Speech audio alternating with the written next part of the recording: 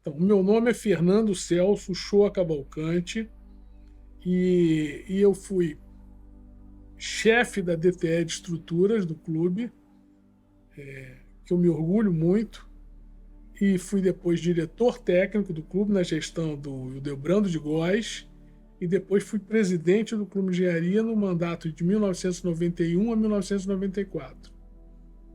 E hoje em dia sou conselheiro do clube.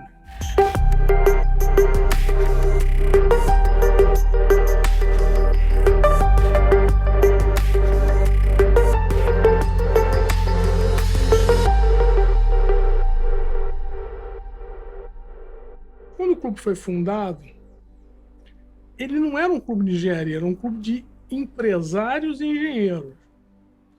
Isso aí dá o tom do clube. O clube era muito poderoso, era uma espécie de Fiesp, porque ele estava na capital do país. Pra vocês terem ideia, por exemplo, quando você ia ter um projeto de iluminação de uma cidade, por exemplo, Campinas, Santos, eles mandavam um projeto para o Clube de Engenharia analisar. Então, tinha essa cara. E eu acho que teve duas grandes transformações durante o século XX. Duas. A primeira foi que, pouco a pouco, os empresários foram constituindo as suas entidades específicas. Por exemplo, empresário de empresas de engenharia civil. Aí organizaram, porque ficava mais fácil de fazer a defesa das suas teses, etc. E tal. E com isso, erradamente, segundo o meu ponto de vista, eles se afastaram um pouco do clube. E o clube passou a ser um clube da engenharia, claro, mas também dos engenheiros, digamos assim. Por que eu estou falando isso? Porque, por exemplo, eu senti muito isso na época que eu estava no clube, quando houve a elaboração da lei de licitações, a nova lei de licitações. E aí houve uma correria das entidades empresariais, porque eles queriam uma entidade que fosse ampla. O clube é uma entidade da sociedade civil, com cara de sociedade civil. Não tem cara de entidade lobista. Então eles precisavam de alguns pleitos e isso, aliás, obtiveram sucesso por causa da ação do Clube de Engenharia com relação a essa lei. Bom, a outra grande mudança foi a mudança da capital do Rio de Janeiro para Brasília. Essa mudança, embora num primeiro momento ela tenha sido subvalorizada, ela teve uma enorme importância, porque com o Senado e com a Câmara dos Deputados aqui no Rio, você caminhava ali na Rio Branco e falava com o senador, né? Era completamente diferente. Quando eu estava no clube, uma vez eu fui chamado para uma reunião que era de uma delegação japonesa, de uma entidade chamada Keidaren, que é uma espécie de Fiesp deles, e que eles estavam prevendo mudar, depois não se configurou, prevendo mudar a capital do Japão de Tóquio para um outro lugar. E eles queriam analisar qual teria sido a repercussão com o Rio de Janeiro, que era exatamente a que tinha deixado de ser. Naquela reunião, todo mundo era favorável. A única pessoa que eu disse, olha, isso vai trazer graves consequências para o Rio de Janeiro, fui eu. Porque isso mudou realmente a questão, inclusive, do clube. Porque o clube era um clube nacional. Por isso que o nome dele ele não é Clube de Engenharia do Rio de Janeiro, ele era Clube de Engenharia. Né?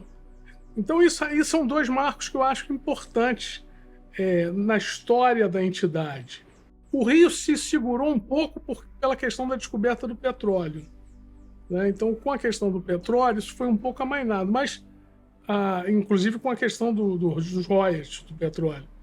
Mas é visível uma queda na engenharia do Rio de Janeiro. Né?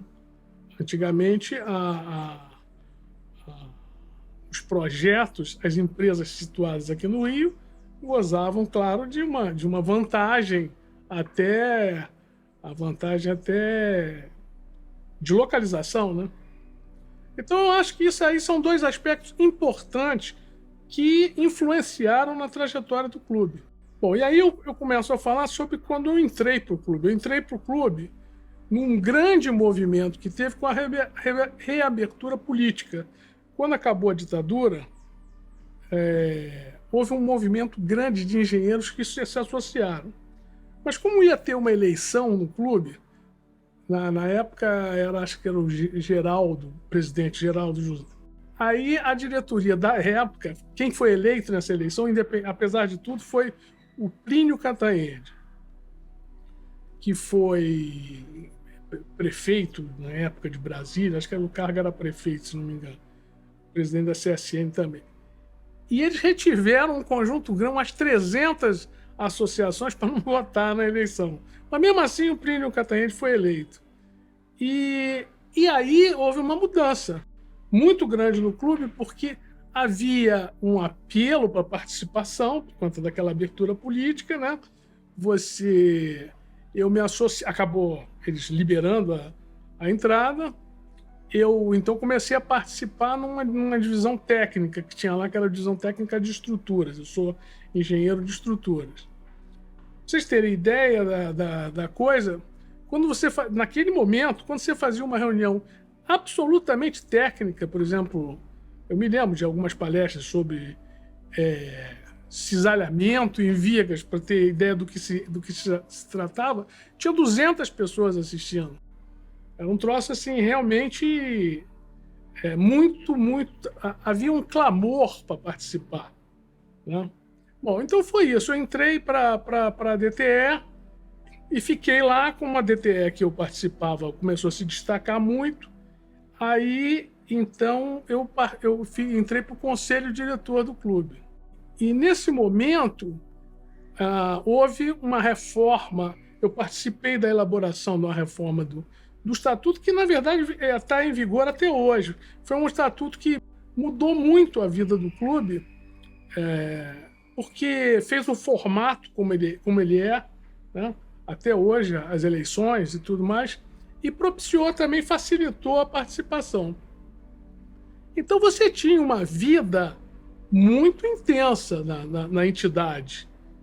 É difícil a gente fazer essa comparação, mas só para dar uma ideia do que eu estou falando, por exemplo, quando depois, mais tarde, eu fui presidente e eu saí, eu tive cuidado de, no dia que eu saí, eu pedi lá ao superintendente como é que estava a situação dos sócios do clube. E havia sócios em dia, porque em dia se considerava quem tinha até 1 ano em débito.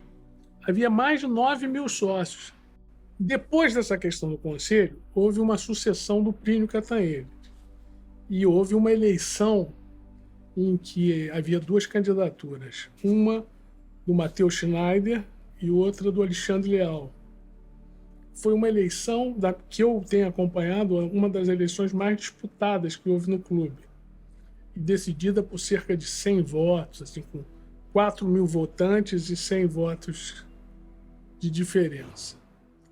O primeiro mandato do Matheus Schneider, foi um mandato com muita participação. E depois, na sucessão desse mandato, ele se candidatou à reeleição. Pela primeira vez, eu fui candidato a diretor técnico, a chapa do engenheiro Rebouças. O Matheus ganhou a eleição, mas causou um problema no clube porque a oposição se retirou do clube, saiu do clube, deixou de participar. Então, esse segundo mandato ficou um pouco prejudicado por esse motivo.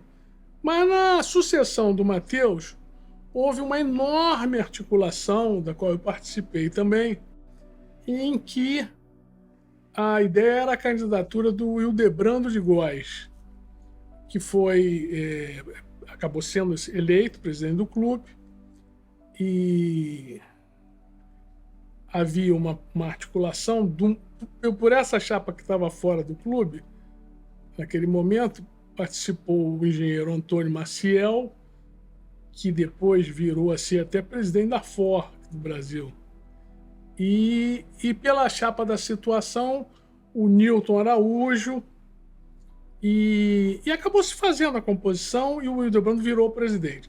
Eu acho que foi o momento mais pujante do clube, do ponto de vista das suas realizações. E por conta disso, o clube, algumas coisas que a gente tem que relembrar. Por exemplo, o clube fez uma série de programas na TVE, na televisão, que foram 17 programas abordando contribuições para o desenvolvimento do país. Chamava-se o Brasil, um projeto para o futuro. E aí você tinha propostas para siderurgia, para transporte, para energia, tudo isso. Também havia uma dinamização muito grande das divisões técnicas, com propostas, né, desse tipo. E aí isso aí culminou na sucessão do Hildebrando, eu sendo candidato, apoiado por ele, né? Então a gente ganhou a eleição, e aí eu peguei um período muito rico da história do Brasil, eu diria, mais do que do clube, porque foi exatamente a época do impeachment do Collor. E no impeachment do Collor, o clube teve um papel importante, central, como entidade da sociedade civil. Havia o que foi chamado o movimento pela ética na política.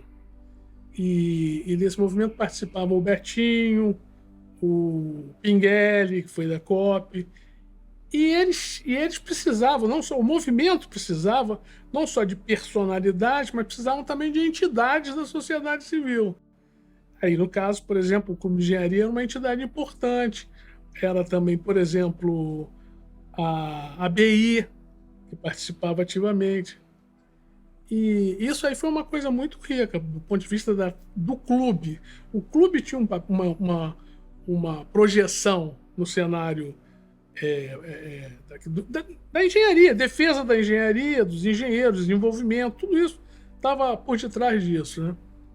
Por exemplo, quando houve o comício do impeachment do Collor, eu me lembro que a gente foi uma delegação, o governador era o Brizola, e o prefeito do Rio era aquele advogado, o prefeito do Rio era o Marcelo Alencar. E eles estavam brigados. Então seria impossível você fazer o comício, que teve em torno de mais de 100 mil pessoas, com essa situação, porque cada um queria colocar. Então nós fomos uma delegação para conversar com o Brizola. Tinha o Betinho, tinha o Pinguelli, eu, um representante da ABI, que hoje em dia é até da Academia Brasileira de Letras. E articulamos uma ação em comum que resultou no comício. Eu falei pelo Clube de Engenharia nesse comício, tinham mais de 100 mil pessoas, né? Era uma questão importante da entidade. O clube colocou outdoors na cidade, né? Tinha toda essa projeção. O clube chegou a ter revista, uma revista que depois eu até mostro para vocês, que vendia em banca de jornal. Existia um jornal, que era o Jornal do Brasil, que era o competidor do Globo, né? E como você não tinha época digital, não tinha esses mecanismos digitais de hoje, então o Jornal do Brasil, o Globo também tinha 2 cadernos grossos de anúncios que saíam todo domingo. Então a gente bolou uma possibilidade de sair junto com esses cadernos anexos isso aqui era um movimento chamado Ação pelo já daquela época, Ação pelo Emprego e o Desenvolvimento. Então isso aqui foi um encarte que saiu no Jornal do Brasil distribuído para todo mundo num determinado domingo. E aqui vinham artigos, foi na minha época isso. Aqui vinham artigos aqui do Saturnino, de várias outras pessoas, personalidades, da Betinho, tá aqui, que foi um material que a gente fez quando terminou a gestão, falando sobre os 3 anos de gestão. O que aconteceu nos 3 anos de gestão? Está aqui nesse jornal. Tem uma coisa que me marcou muito, que é que o clube conseguia fazer isso, acho que consegue ainda, que é o fato que você porque que era um encontro de diversas tendências de pensamento e que ali se juntavam para discutir ações em favor da engenharia.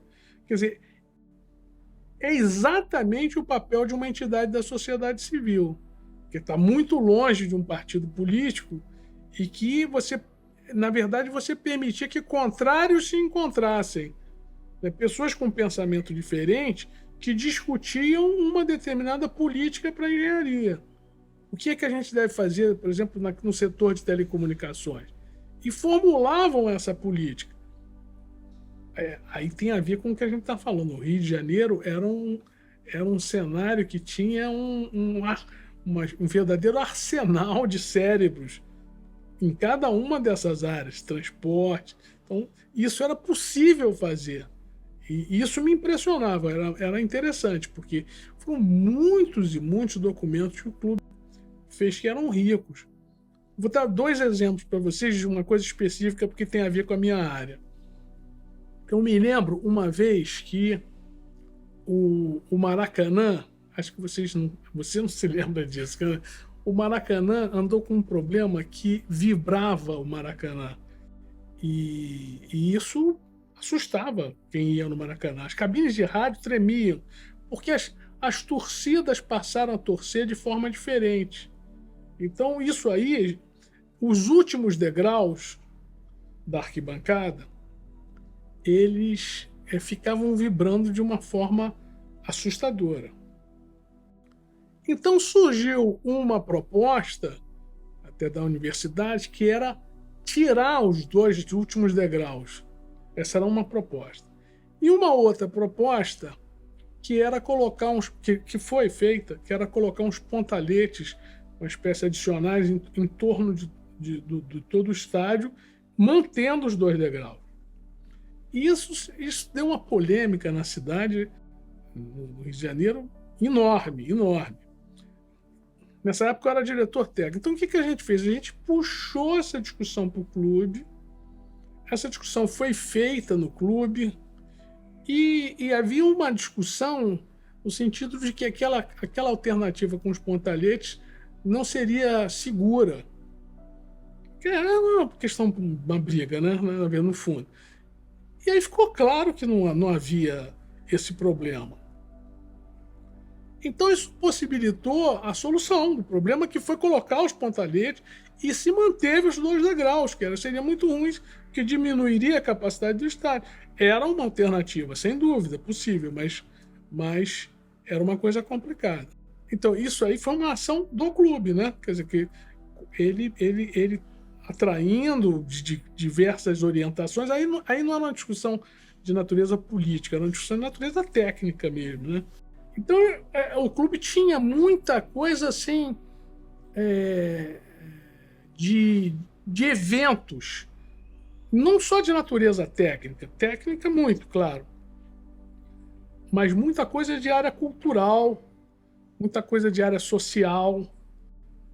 Por exemplo, hoje em dia a gente não imaginaria, mas eu me lembro de ter ido a um show do Paulinho da Viola, que foi era para comemorar uma data qualquer do clube. Foi patrocinado pelo clube, naquela sala Cecília Meirelles. Então é uma atividade assim que atraía muita gente, é isso que eu quero dizer. Tinha festivais, tinha todo esse tipo de coisa que fazia com que...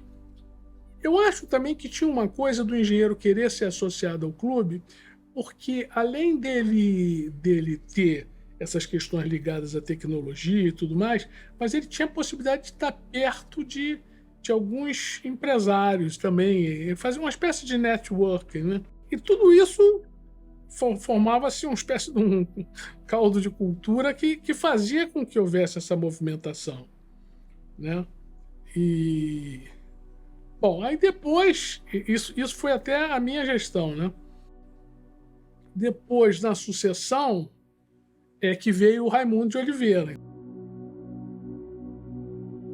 Olha, é difícil de explicar isso, porque eu acho que foi engenharia, porque eu tinha facilidade para essas disciplinas, digamos assim, sempre tive para essa área.